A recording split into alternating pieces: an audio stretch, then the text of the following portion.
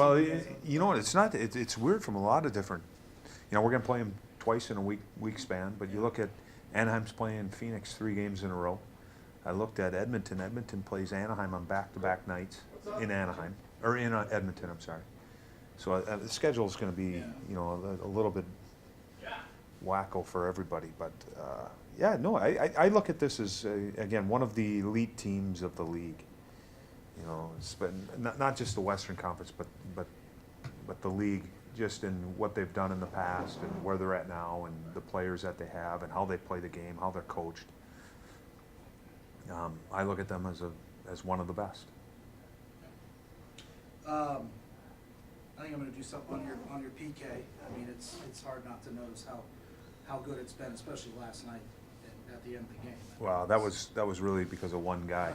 I shouldn't say that. You know, the other guys out on the ice did a good job, but Bobby had to make a couple big saves, and that's what happens. Those 4-on-3, 5-on-3s, and you know, Edmonton's got a lot of skill up front that they can make those types of plays and put you in vulnerable positions. But Bobby, he's got to be your best penalty killer, your goalie, and he was our best penalty killer at the time.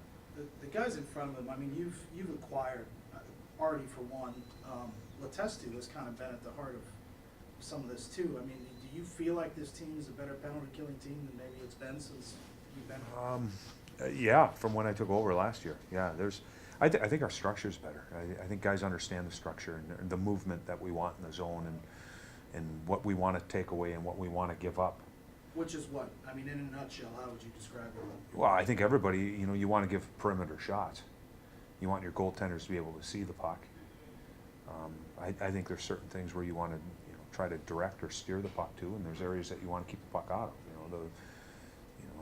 And I think it's just the opposite on your power play. If you have a certain philosophy on your power play, it should be almost the opposite of your penalty kill and what you want to achieve. So, I mean, in a nutshell, that's really what it is. Are you seeing, when you look at shot charts and things, I mean, are you seeing what you want to see from the PK? Well, our penalty kill has been good for us. I mean, it really has. It's probably been our biggest consistent aspect of our game. And yeah, we are, and it's a credit to you know, Dan Heinold and Keith Acton, because they're the guys that are really in charge of it, and they're the guys that are cutting the video and showing the video and running the meetings.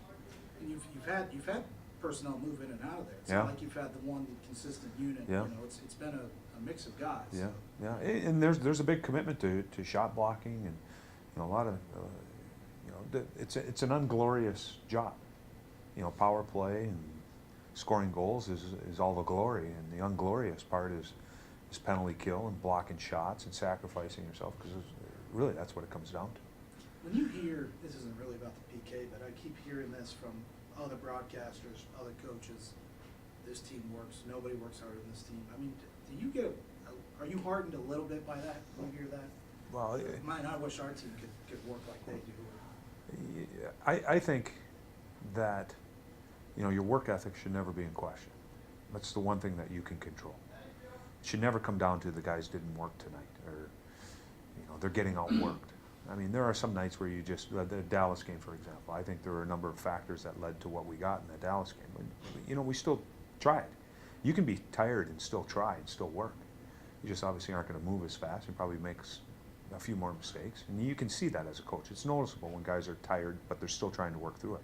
There's a difference being tired and just not trying to work through it. And it's a credit to the guys in the room. They're getting those compliments about how they work. Because ultimately it comes down to them. As coaches, we got to try to drive it and try to motivate to try to get it. But ultimately it comes down to them wanting to do it.